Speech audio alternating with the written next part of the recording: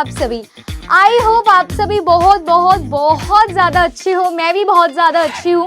और आज हम डिस्कस करने वाले हैं एक बहुत ही अच्छे चैप्टर को और बहुत ही सिंपल से चैप्टर को, जिसमें हमें बहुत सारी पावर्स देखनी है, बहुत सारे फंक्शंस देखने हैं। यस, आज हम बात करने वाले हैं एक बहुत अमेजिंग चैप्टर की, जिसका नाम है द यूनियन एग्जीक्यूटिव, जिसमें आज मैं आपको बताऊंगी कि हमारी कंट्री का भाई रियल हेड कौन होता है और रियल हेड के साथ नॉमिनल हेड कौन सा होता है। और आज की क्लास में हम भाई बात करने वाले हैं पूरे के पूरे एग्जीक्यूटिव सिस्टम की। तो बिना टाइम वेस्ट करे हम शुरू करते हैं हमारे आज के इस चैप्टर को, जिसका नाम है the union executive. Union executive की अगर मैं बात करूं तो आज हमें इसमें कौन कौन से टॉपिक करने, भाई आज हम वन शॉट में सब कुछ कर लेंगे, जिसमें भाई हम डिस्कस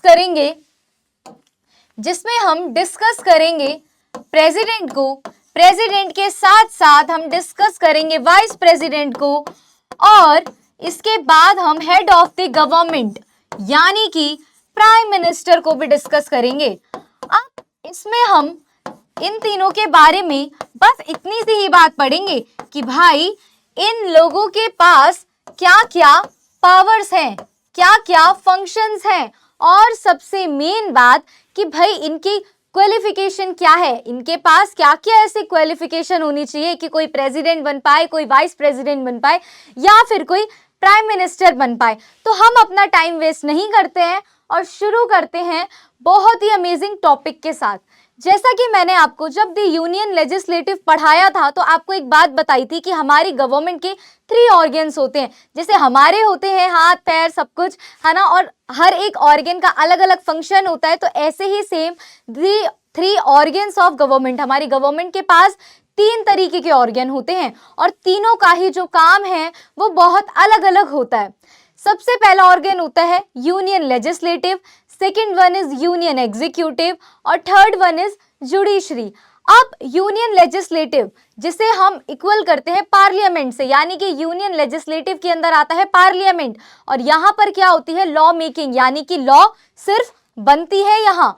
इसके बाद यूनियन एग्जीक्यूटिव का पार्ट होता है बेटा prime minister, president, vice president और काउंसिल ऑफ मिनिस्टर, यानी कि मंत्री परिषद। अब ये सब मिलके क्या करते हैं, किसी भी लॉ को इम्प्लीमेंट और एग्जीक्यूट करते हैं। कोई भी लॉ तब तक एक लॉ नहीं मानी जाएगी जब तक ये उसे क्या ना कर देंगे, लागू नहीं कर देंगे, या फिर ये नहीं बोल देंगे कि हाँ भाई हमने इसे इम्प्लीमेंट कर दिया है। इसके बाद आते हैं बेटा जुडिशरी। जुडिशरी जिसमें बेटा हाई कोर्ट और सुप्रीम कोर्ट के जजेस होते हैं। इसका काम होता है चेक एंड बैलेंसेस रखना, इन दोनों पे नजर रखना कि ये सही तरीके से काम कर रहे हैं या नहीं कर रहे।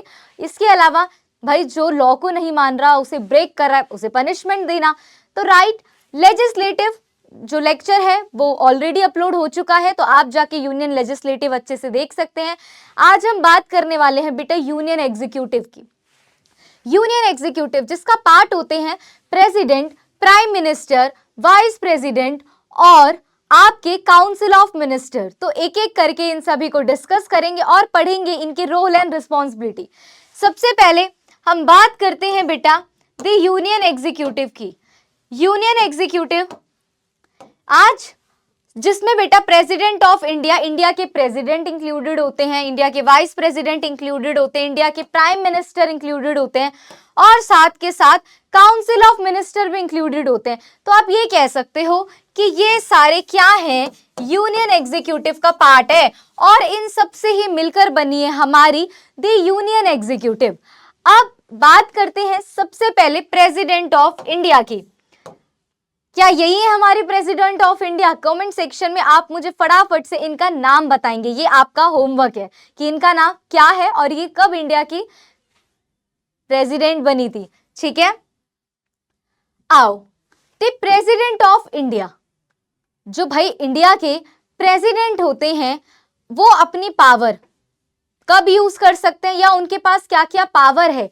देखो बहुत ही सिंपल सी बात है, प्रेसिडेंट एग्जीक्यूट करता है हर चीज को, लेकिन बेटा एक बात याद रखना कि वो अपनी पावर का इस्तेमाल हमेशा पीएम की और काउंसिल ऑफ मिनिस्टर की एडवाइस पर ही करेगा। याद रखो, the president of India exercise his power but on the advice of PM. जब भी वो अपनी पावर का कुछ यूज करेगा तो हमेशा वो प्राइम मिनिस्टर की एडवाइस लेगा। यहीं से आपको एक चीज क्लियर हो गई होगी कि रियल हेड तो बेटा कौन है, प्राइम मिनिस्टर है, और भाई प्रेसिडेंट तो नॉमिनल हेड है, यानी कि नाम मात्र के हेड है। क्यों? क्योंकि वो जो भी काम करेंगे वो पीएम की एडवाइस पर ही करेंगे। सबसे मेन बात भाई, जो आपके प्रेसिडेंट होते हैं वो हेड ऑफ द स्टेट होते हैं। बहुत सारे बच्चे यहाँ पर हो जाते हैं कंफ्यूज और सोचते हैं कि भाई प्राइम मिनिस्टर होते होंगे हेड ऑफ द स्टेट। नहीं, हेड ऑफ द स्टेट भाई और फर्स्ट सिटीजन ऑफ इंडिया, ये दोनों ही टाइटल मिले हुए हैं हमारे प्रेसिडेंट को। यानी कि कोई भी अगर आपसे एग्जाम में पूछे कि हेड ऑफ द स्टेट कौन है तो वो भी प्रेसिडेंट है, और फर्स्ट सिटीजन ऑफ इंडिया कौन है तो वो भी प्रेसिडेंट है। इसके बाद भाई इन्हें 5 ईयर्स के लिए इलेक्ट किया जाता है, ठीक है, यानी कि ये 5 सालों के लिए चूज किए जाते हैं। अब ये नॉमिनल हेड होते हैं, यानी कि ये सिर्फ नाम मात्र के हेड होते हैं। क्यों? क्योंकि ये अपने सारे काम तो प्राइम मिनिस्टर और काउंसिल ऑफ मिनिस्टर की एडवाइस पर करते हैं, इसीलिए बोला गया है कि ये तो नॉमिनल हेड है, यानी कि नाम के लिए हेड है। इसके बाद अगर मैं बात करूं कि इनका जो इलेक्शन है बेटा वो इनडायरेक्ट इलेक्शन होता है, यानी कि हम लोग वोट देकर, राइट, हम लोग वोट देकर इन्हें चूज नहीं करते हैं, इनका इलेक्शन करते हैं इलेक्टेड मेंबर ऑफ पार्लियामेंट। इसके साथ साथ स्टेट लेजिस्लेटिव असेंबली के मेंबर्स, यानी कि इन्हें हम लोग चूज नहीं करते हैं, इन्हें चूज करते हैं पार्लियामेंट के इलेक्टेड मेंबर्स और स्टेट लेजिस्लेटिव के इलेक्टेड मेंबर्स। अब यहाँ पर आप लोगों को एक डाउट आया होगा कि मैम स्टेट लेजिस्लेटिव के इलेक्टेड मेंबर, पार्लियामेंट के इलेक्टेड मेंबर, यहाँ पर ऐसा क्यों लिखा है? क्या वहां पर कोई नॉन इलेक्टेड मेंबर भी होते हैं? आओ इस चीज को भी मैं आपकी दूर करती हूँ। बहुत सिंपल सी बात है, हमारे पार्लियामेंट में 2 हाउसेस होते हैं, एक होता है आपका लोकसभा और एक होता है आपका राज्यसभा। लेकिन अगर आपको पता हो कि 12 मेंबर्स ऐसे होते हैं बेटा जो नॉमिनेट होते हैं। कौन नॉमिनेट करता है? प्रेसिडेंट नॉमिनेट करते हैं। वो ऑथर हो सकते हैं, social sources, film, cricket, literature, science, किसी भी बैकग्राउंड से होते हैं। ऐसे 12 लोग जिन्हें प्रेसिडेंट चूज करते हैं। तो यस, प्रेसिडेंट के इलेक्शन में दे डोंट पार्टिसिपेट, यानी कि जो ये 12 मेंबर हैं वो प्रेसिडेंट के इलेक्शन में बेटा पार्टिसिपेट नहीं करते हैं। इसीलिए ये चीज यहाँ पर बोली गई है कि सिर्फ इलेक्टेड मेंबर्स, पार्लियामेंट के जो इलेक्टेड मेंबर होते हैं वही क्या करते हैं, प्रेसिडेंट के इलेक्शन में पार्टिसिपेट करते हैं। जो ये नॉन इलेक्टेड मेंबर होते हैं, जैसे कि ये 12 लोग, वो प्रेसिडेंट के इलेक्शन में बेटा पार्टिसिपेट नहीं करते। तो ये हमने बात करी एमपी की, यानी कि मेंबर ऑफ पार्लियामेंट की। वहीं अदर हैंड स्टेट लेजिस्लेटिव के जो इलेक्टेड मेंबर होते हैं उन्हें कहा जाता है बेटा एमएलए। उन्हें क्या कहा जाता है? उन्हें कहा जाता है एमएलए। एमएलए मतलब member of legislative assembly, member of legislative assembly, यानी कि एमएलए।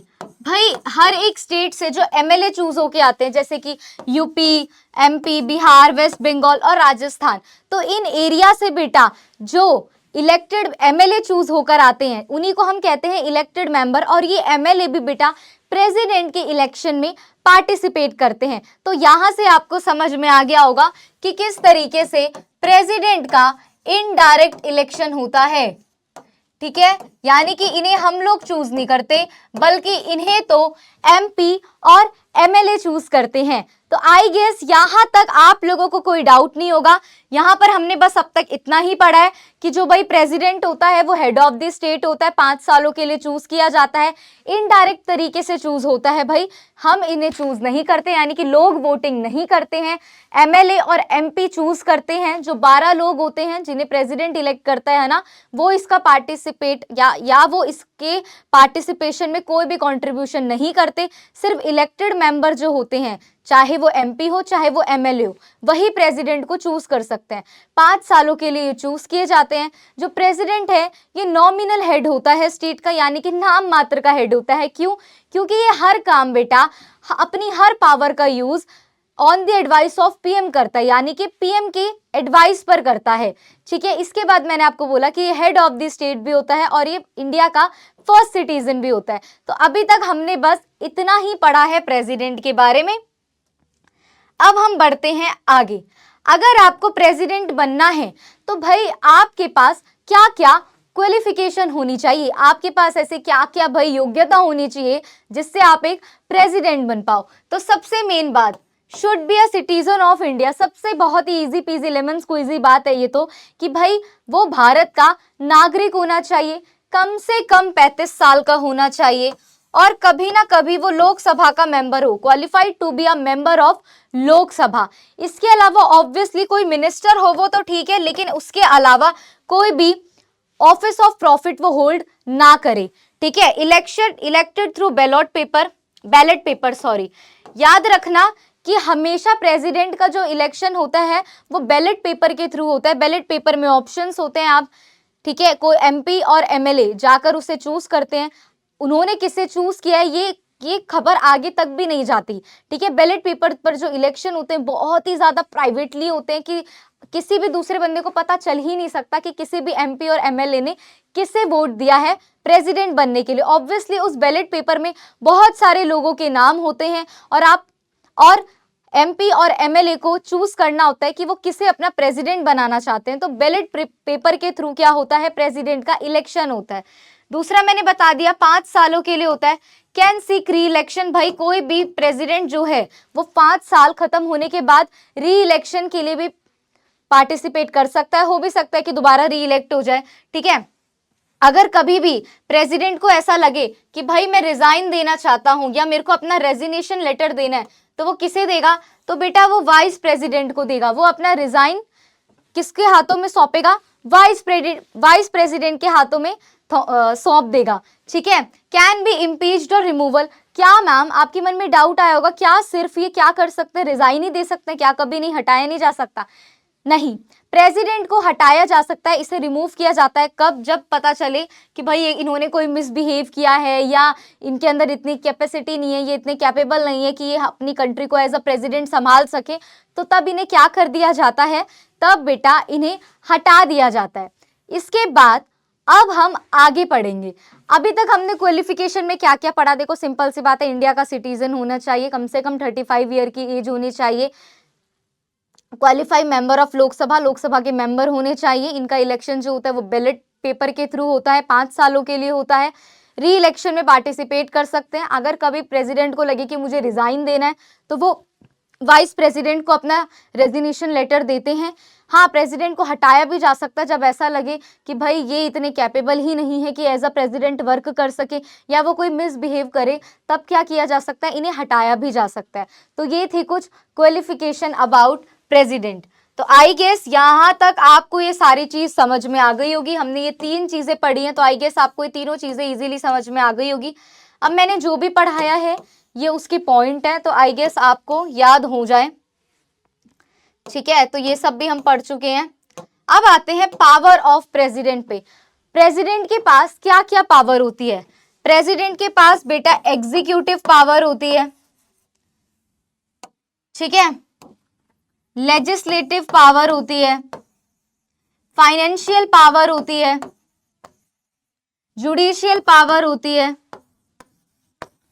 और इमरजेंसी पावर होती है। तो अब एक एक करके हम इन सारी पावर को पढ़ने वाले हैं। सबसे पहले हम पढ़ेंगे बेटा एग्जीक्यूटिव पावर को, कि भाई एग्जीक्यूटिव पावर कौन सी होती है।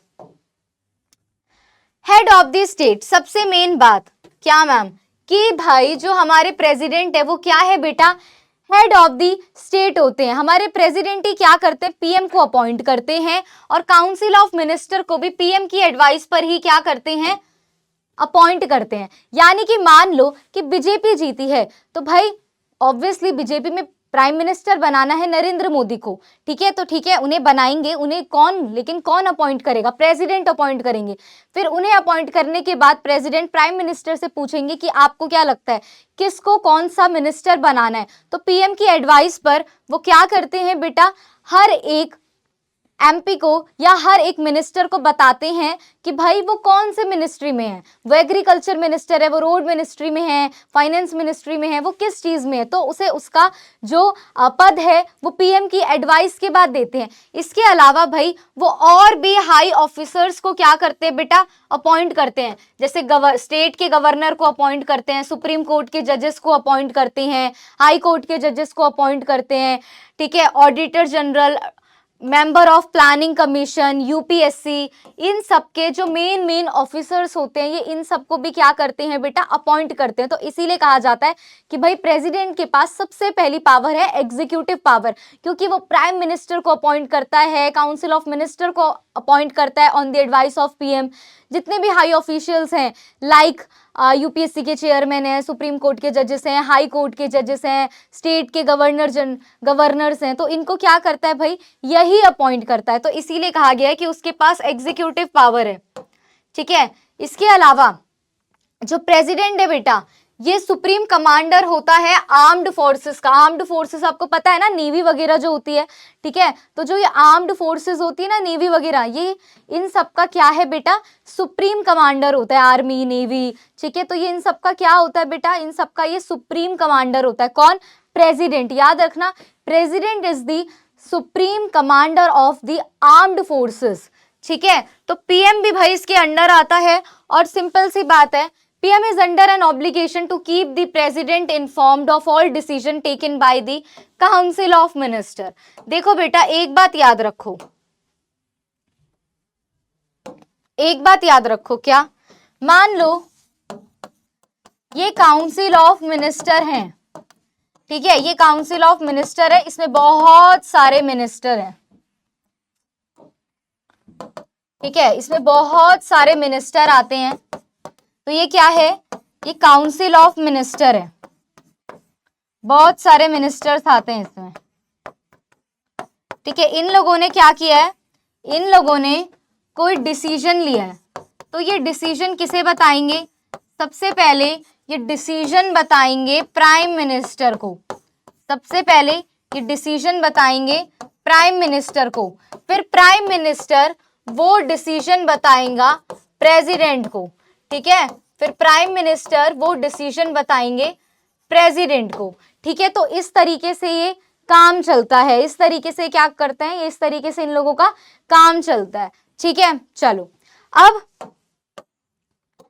एग्जीक्यूटिव के पास भाई सिंपल सी बात है, इनके पास कुछ लेजिस्लेटिव पावर्स भी होती है। ऑब्वियसली पार्लियामेंट के जो समन्स वगैरह, सेशंस वगैरह होते हैं, वो ये बुला सकते हैं।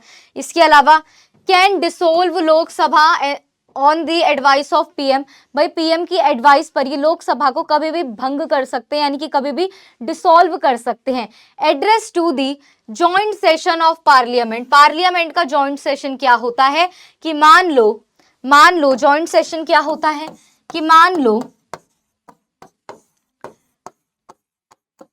लो कोई बिल है, ठीक है, लोकसभा में वो पास हो गया है, ठीक है, राज्यसभा में नहीं हो रहा, तो जो ये प्रेसिडेंट है, ठीक है, जो प्रेसिडेंट है बेटा, वो क्या करेंगे, जॉइंट सेशन बुलाएंगे, यानी कि वो लोकसभा और राज्यसभा दोनों को क्या करेंगे, एक टाइम पर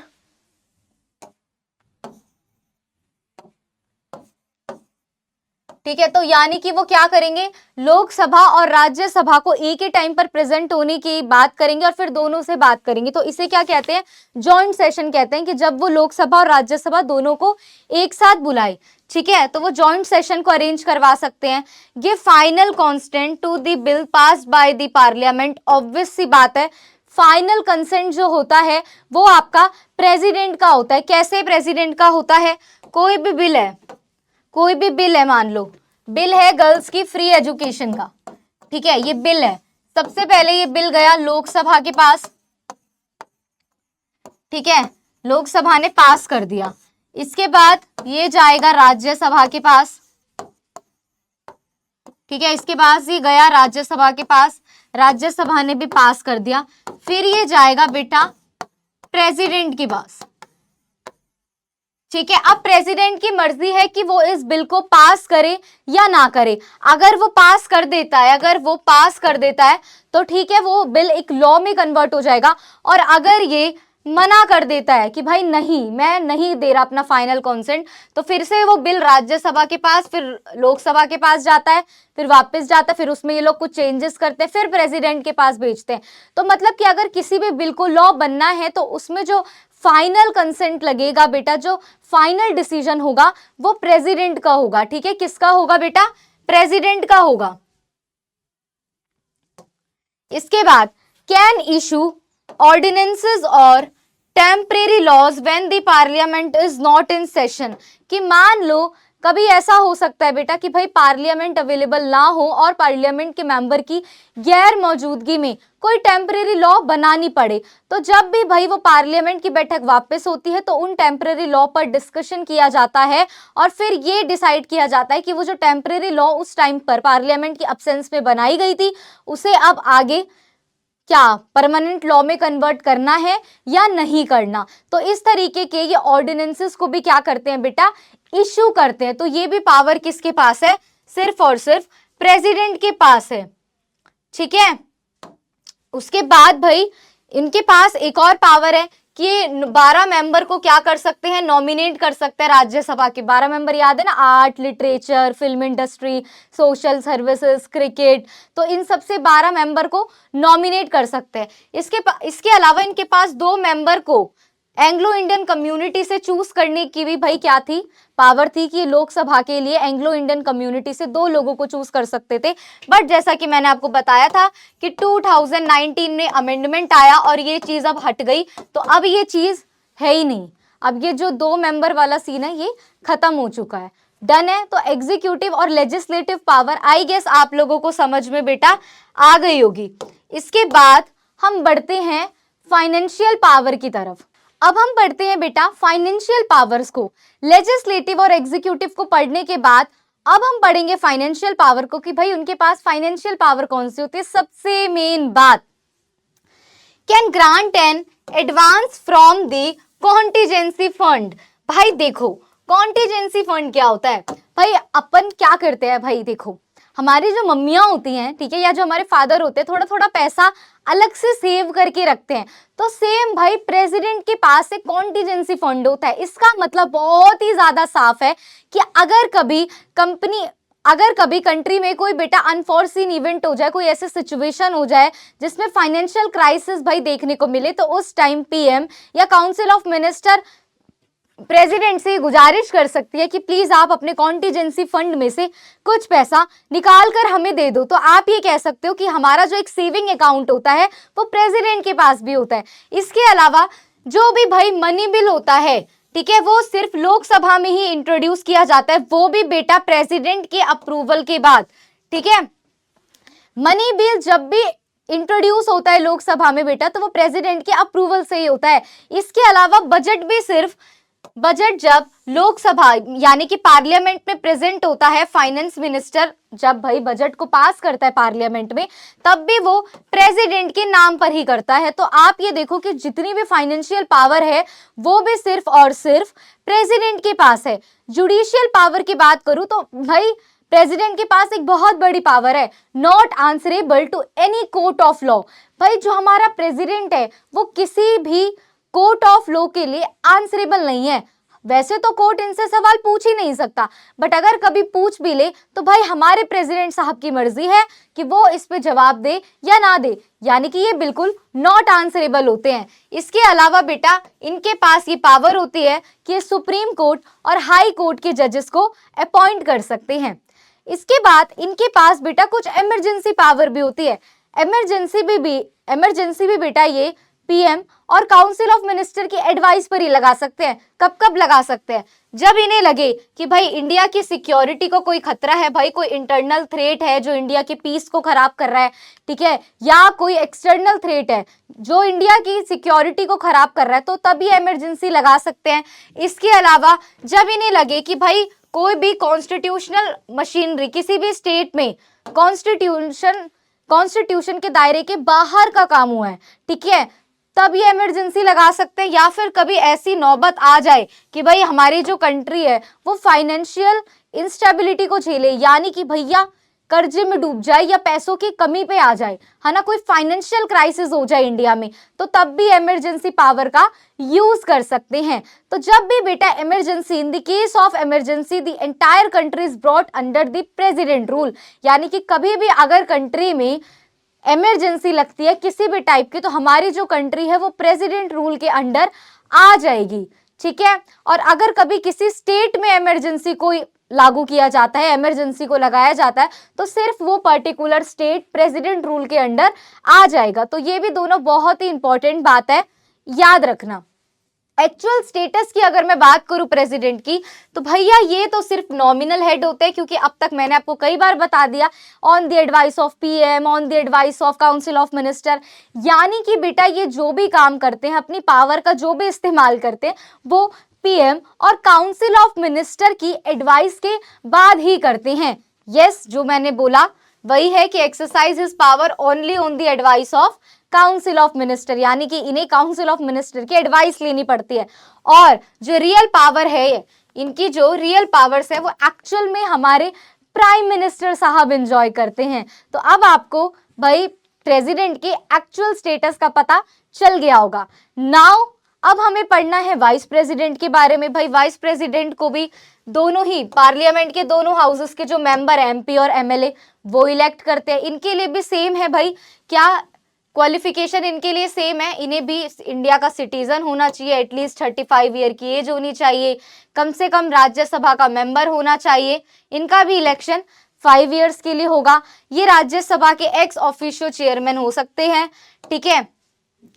इन्हें बेटा जब भी प्रेसिडेंट क्या हो, अब्सेंट हो या भाई वो ना आया हो, उनकी डेथ हो जाए, वो रिजाइन दे दे, वो बीमार हो, तो सिंपल सी बात है कि जब भी प्रेसिडेंट अब्सेंस होगा तो उसकी अब्सेंस में जो सारा काम है, जो उनके सारे फंक्शन है, वो कौन संभालेगा? वाइस प्रेसिडेंट संभालेगा। आगे वाइस प्रेसिडेंट की बात समझ। अगर वाइस प्रेसिडेंट पे वैसे तो कम चांस होते हैं क्वेश्चन आने के, बट अगर आ जाए तो बहुत सिंपल सी बात है, वाइस प्रेसिडेंट का जो इलेक्शन होगा वो भी इनडायरेक्ट होता है, 5 सालों के लिए होता है। इनडायरेक्ट कैसे? क्योंकि इसे भी पार्लियामेंट के दोनों हाउसेस के एमएलए और एमपी ही चूज करते हैं। क्या क्या क्वालिफिकेशन होनी चाहिए भाई? इंडिया का सिटीजन होना चाहिए, 35 साल की एज होनी चाहिए, राज्यसभा का मेंबर होना चाहिए, ठीक है। क्या काम करेगा ये? अगर मान लो कभी प्रेसिडेंट बीमारी की वजह से नहीं आया, यानी कि अब्सेंट है, ठीक है, या उसकी डेथ हो गई है, या उसने रिजाइन दे दिया है, तो जब भी या उसे निकाल दिया गया है, तो भाई प्रेसिडेंट की अब्सेंस में जो प्रेसिडेंट के सारे काम होते हैं, सारे फंक्शन होते हैं, वो कौन संभालता है? वाइस प्रेसिडेंट संभालता है। आई होप आपको बेटा प्रेसिडेंट और वाइस प्रेसिडेंट की पूरी थ्योरी समझ में आ गई हो। चलो अब नेक्स्ट हम बढ़ते हैं प्राइम मिनिस्टर पे। अब हम किस पे बढ़ने वाले हैं? अब हम बढ़ने वाले हैं बेटा प्राइम मिनिस्टर पे, ठीक है। किस पे बढ़ेंगे अब हम बढ़ेंगे प्राइम मिनिस्टर पे, यानी कि जो भैया हमारे रियल हेड होते हैं, प्राइम मिनिस्टर, जिन्हें हम हेड ऑफ द गवर्नमेंट भी कहते हैं, क्योंकि ये गवर्नमेंट के क्या होते हैं? हेड होते हैं, ठीक है। तो इसीलिए प्राइम मिनिस्टर को बोला जाता है हेड ऑफ द गवर्नमेंट, और जितनी भी रियल पावर्स होती हैं वो प्राइम मिनिस्टर के पास होती हैं। तो रियल पावर्स जो भी हैं वो प्राइम मिनिस्टर के पास होती है, इन्हें हम हेड ऑफ द गवर्नमेंट भी कहते हैं। आओ पढ़ते हैं। द प्राइम मिनिस्टर, जिसे आप कहते हो कि भैया ये तो हेड ऑफ द गवर्नमेंट है, क्या है? ये तो भाई हेड ऑफ द गवर्नमेंट है, ठीक है। सिंपल सी बात है, इन्हें कौन अपॉइंट करेगा? ऑब्वियसली जो प्रेसिडेंट है, हमारे प्रेसिडेंट इन्हें क्या करते हैं? अपॉइंट करते हैं कि भाई आज से ये कौन है, शपथ कौन दिलवाता है? इन्हें प्रेसिडेंट दिलवाता है। क्या बोलते हैं भैया? ये आज से हमारे प्रधानमंत्री हैं, ठीक है। सिंपल सी बात है, 5 सालों के लिए इनका जो टेन्योर होता है, 5 सालों के लिए इन्हें चूज किया जाता है। जब पीएम चूज हो जाता है तो पीएम अपनी ही एडवाइस पर काउंसिल ऑफ मिनिस्टर को अपॉइंट करवाता है। किससे करवाता है? प्रेसिडेंट से करवाता है। मान लो नरेंद्र मोदी जी प्राइम मिनिस्टर बने, फिर उन्हीं की एडवाइस से बाकी के लोगों को मिनिस्ट्री मिली कि भाई कौन कौन सा मिनिस्टर बनेगा, ये प्राइम मिनिस्टर की एडवाइस पर ही प्रेसिडेंट क्या करता है, उन्हें अपॉइंट करता है। इसके अलावा प्रेसिडेंट प्राइम मिनिस्टर बनता कौन है बेटा, जो मेजॉरिटी पार्टी का लीडर होता है। यानी कि मान लो बीजेपी अगर इलेक्शन जीती है तो बीजेपी उस पार्टी का लीडर कौन है, उन पार्टी के लीडर हुए प्रधानमंत्री नरेंद्र मोदी जी। तो इसीलिए जो मेजॉरिटी पार्टी के लीडर होते हैं उन्हीं को क्या बनाया जाता है, प्राइम मिनिस्टर बनाया जाता है। प्राइम मिनिस्टर अपनी काउंसिल ऑफ मिनिस्टर को खुद चूज करते हैं। COM का मतलब है यहाँ पर बेटा काउंसिल ऑफ मिनिस्टर, यानी कि जो प्राइम मिनिस्टर होते हैं वो अपनी मंत्री परिषद को बेटा क्या करते हैं, खुद चूज करते हैं। इसके बाद बेटा जब वो चूज कर लेते हैं तो प्रेसिडेंट जो है PM की एडवाइस पर ही उन्हें क्या कर देता है, अपॉइंट कर देता है। A non-MP can be also a minister should be elected within 6 months in either house। ठीक है, जो भाई आगे क्या बोला गया कि मान लो एक non-MP जो कभी भी मेंबर ऑफ पार्लियामेंट नहीं था, वो भी उसे भी मिनिस्टर बनाया जा सकता है, लेकिन उसे 6 महीने के अंदर क्या करना होता है, 6 महीने के अंदर उसे या तो लोकसभा की मेंबरशिप लेनी पड़ती है या फिर राज्यसभा की। भाई इन्हें रिस्पॉन्सिबल होना पड़ता है टुवर्ड्स लोकसभा। इसके अलावा remain in office as long as enjoy majority support of people. Obviously prime minister तब तक एक प्राइम मिनिस्टर रह पाता है जब तक उनके पास मेजॉरिटी होती है। ठीक है, क्या क्या फंक्शन है, power and function of PM। एक प्राइम मिनिस्टर के पास बेटा क्या क्या पावर होती है, क्या क्या फंक्शन होते हैं। सिंपल सी बात है, अपॉइंट प्लस डिसमेंट द मिनिस्टर। भाई अगर ये मिनिस्टर्स को अपॉइंट भी कर सकते हैं तो उन्हें हटा भी सकते हैं, और सिंपल सी बात है, और क्या कर सकते हैं भाई, निकाल सकते हैं। जब ये चाहें खुद भी रिजाइन दे सकते हैं, पूरी लोकसभा को भी क्या कर सकते हैं, हटा सकते हैं, सब कुछ कर सकते हैं ये एक तरीके से। ठीक है, एलोकेट इंपॉर्टेंट पोर्टफोलियो। ऑब्वियसली सबसे दूसरा मेन इनका काम होता है किस मेंबर को, ठीक है, क्या किस आदमी को कौन सा मिनिस्टर बनाना है, उन्हें कौन सा इंपॉर्टेंट पोर्टफोलियो देना है, या उन्हें कौन सा मिनिस्ट्री डिपार्टमेंट देनी है, ये कौन तय करता है, ये प्राइम मिनिस्टर तय करता है। तो ये भी एक इंपॉर्टेंट काम होता है। इसके अलावा जो प्राइम मिनिस्टर है ये प्रेसिडेंट और काउंसिल ऑफ मिनिस्टर के बीच क्या करता है, कम्युनिकेट करता है। जो मैंने आपको यहाँ पर पिक्चर में बताया भी था, मैंने यहाँ पर आपको बताया था ना, क्या बताया था, ये बताया था ना कि council of minister prime minister को बताते हैं, फिर प्राइम मिनिस्टर प्रेसिडेंट को बताते हैं। तो ये दोनों के बीच लिंक होता है, ये दोनों के बीच लिंक का काम करता है। ठीक है, दोनों के बीच लिंक का काम करता है, तो ये चीज होती है। इसके अलावा ठीक है, इसके अलावा बहुत और सिंपल सी बात है, preside over council of minister की मीटिंग। ठीक है, इसके अलावा important decision taken by PM। Country के लिए जो भी इंपॉर्टेंट डिसीजंस होंगे वो हमेशा बेटा प्राइम मिनिस्टर ही लेते हैं। इसके अलावा एडवाइसेस प्रेसिडेंट टू समन, ठीक है, और डिसॉल्व लोकसभा, जो कि मैं आपको बता भी चुकी हूँ कि ये प्रेसिडेंट को एडवाइस करते हैं कि आप समन भेज दो, आप पार्लियामेंट की बैठक बुला लो, आप लोकसभा को डिसॉल्व कर दो, ये सब भी ये करते हैं। ठीक है, advices president regarding important appointment. कभी भी कोई भी इंपॉर्टेंट अपॉइंटमेंट होती है तो ये क्या करते हैं, प्रेसिडेंट को एडवाइस करते हैं कि आप ये कर सकते हो, आप ये कर सकते हो। बेसिकली ये प्रेसिडेंट को बेटा मोहरा बनाते हैं और सारे काम जो होते हैं इन्हीं की एडवाइस पर होते हैं, तो ये काफ़ी ज़्यादा इंपॉर्टेंट है। ठीक है, तो ये चीज़ मैं आपको बता चुकी हूँ, ये भी मैं आपको बता चुकी हूँ। ठीक है, अब काउंसिल ऑफ मिनिस्टर हम पढ़ने वाले हैं, बहुत ही ज़्यादा इंपॉर्टेंट टॉपिक है। देखो अभी आपको इतना डिटेल में ना प्राइम मिनिस्टर के बारे में पढ़ना था ना प्रेसिडेंट के बारे में पढ़ना था, जितनी आपकी बुक में जितना था उतना मैंने क्या कर दिया है, आपको बता दिया है। अब हम पढ़ने वाले हैं काउंसिल ऑफ मिनिस्टर के बारे में। थोड़ा सा आपको ये सब कंफ्यूजिंग लग रहा होगा, लेकिन वीडियो को 1 या 2 बार देखोगे तो आपको बहुत ही ईजिली चीज़ें समझ में आ जाएगी, तो कोई दिक्कत परेशानी की बात यहाँ पर आई गेस नहीं आनी चाहिए। अब हम पढ़ने वाले हैं काउंसिल ऑफ मिनिस्टर के बारे में। क्या है काउंसिल ऑफ मिनिस्टर?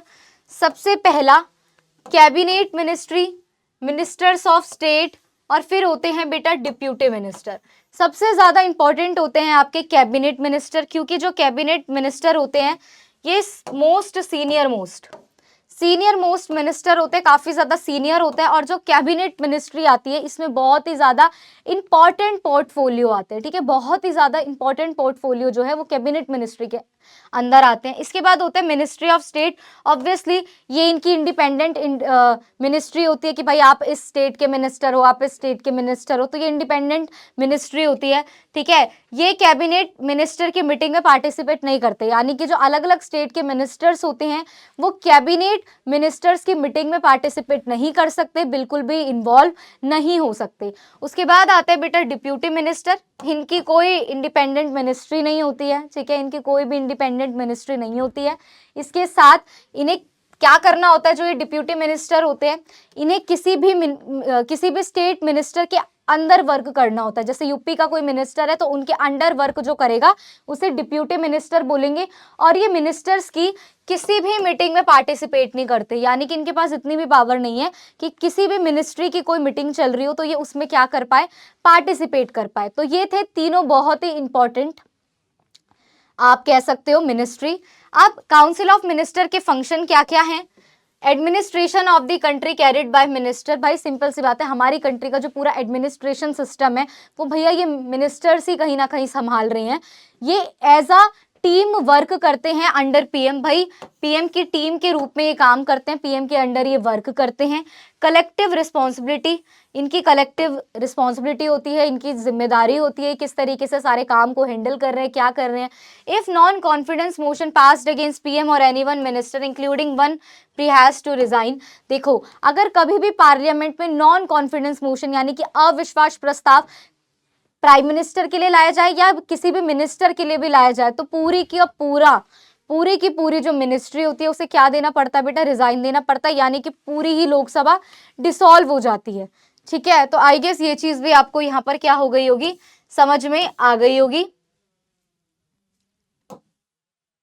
ठीक है, इसके अलावा ये सारे एग्जीक्यूटिव डिसीजंस लेते हैं। ठीक है, इसके अलावा ये बजट मेकिंग, जो भैया पूरे साल का बजट मिल रहा है तो उसमें भी पार्टिसिपेट करते हैं, उसके लिए भी रिस्पॉन्सिबल होते हैं। ठीक है, bill present in parliament by minister in charge concern department. Obviously जो ये बिल पार्लियामेंट में प्रेजेंट किए जाते हैं ये किसी भी मिनिस्टर के थ्रू ही किए जाते हैं, बिल कोई हवा में उड़ता हुआ थोड़ी आता है। मिनिस्टर ही क्या करते हैं, उन्हें मिनिस्टर वही तो प्रेजेंट करते हैं। लास्ट और इंपॉर्टेंट टॉपिक 2 या 3 नंबर का यहां से क्वेश्चन आता है कि कोएलिशन गवर्नमेंट क्या होती है। देखो बेटा, कोएलिशन गवर्नमेंट जिसे हम बोलते हैं गठबंधन की सरकार, इसे हम क्या बोलते हैं, इसे हम बोलते हैं गठबंधन की सरकार। किसकी सरकार? गठबंधन की सरकार। ठीक है, गठबंधन की सरकार जो होती है उसे हम कहते हैं कोएलिशन गवर्नमेंट। कुछ नहीं होता, मान लो कोई भी पॉलिटिकल पार्टी, मान लो बीजेपी है, उसको अगर मेजॉरिटी वोट नहीं मिलते तो वो किसी भी दूसरी पार्टी के साथ क्या कर सकती है, कोएलिशन कर सकती है, गठबंधन बना सकती है और क्या कर सकती है, 2 पार्टी फिर एक साथ हो जाएगी और रूल कर सकती है। मान लो कि बीजेपी है, ठीक है, बीजेपी है, उसको मैक्सिमम वोट नहीं मिले तो वो क्या करेगी, एनडीए के साथ या कोई दूसरी अदर पार्टी है, किसी भी अदर पार्टी के साथ क्या हो जाएगी, किसी भी अदर पार्टी के साथ जुड़ जाएगी। फिर इन दोनों के जो वोट हैं वो बंध जाएंगे और इन दोनों की ही सरकार आ जाएगी, इन दोनों की क्या आ जाएगी, सरकार आ जाएगी। यानी कि जब किसी एक पार्टी को मेजॉरिटी वोट ना मिले वोटिंग के टाइम पर तो वो किसी भी दूसरी और 2 से भी ज्यादा पार्टी के साथ क्या कर सकते हैं बेटा, कोएलिशन गवर्नमेंट को फॉर्म कर सकते हैं, यानी कि गठबंधन की सरकार बना सकते हैं। जैसे अभी हमारी इंडिया में गठबंधन की सरकार है। ठीक है, और फिर उनमें से मान लो बीजेपी किसी दूसरी पार्टी के साथ ज्वाइन हुई है और बीजेपी के पास थे 240 वोट और उस पार्टी के पास 10, फिर किसी पार्टी के पास 10, फिर किसी पार्टी के पास 20, 100 ऐसे वोट थे। तो इन सब ने मिलकर एक कोएलिशन गवर्नमेंट बना ली। सबसे ज्यादा वोट बीजेपी के पास थे तो इसीलिए जो बीजेपी की पार्टी का लीडर होगा उसे क्या बना दिया जाएगा, प्राइम मिनिस्टर बना दिया जाएगा। यानी कि जिसके पास जितनी मेजॉरिटी उसका हेड क्या बनेगा, पीएम बनेगा। तो ये होती है आपकी गठबंधन की सरकार। तो आई गेस आपको सारे टॉपिक क्लियर हो गए होंगे। आज हमें इतना ही पढ़ना था, जो भी मैंने आपको पढ़ाया है। ठीक है, ये सब क्या है उसके भाई लॉन्ग पॉइंट है। तो आई गेस आप क्या करोगे, अच्छे से पढ़ोगे। आई होप आपने लेक्चर को एंजॉय किया होगा, आपको इजीली ये सारी चीजें समझ में आ गई होगी। नहीं आई तो वीडियो को एक बार फिर से दोबारा देखो, पक्का आएगा। Thank you so much, take care, मिलते हैं नेक्स्ट वीडियो में, बाय बाय।